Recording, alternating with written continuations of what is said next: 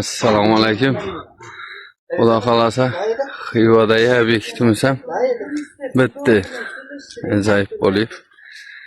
Yine ustalar уже общепкалaridan başladı.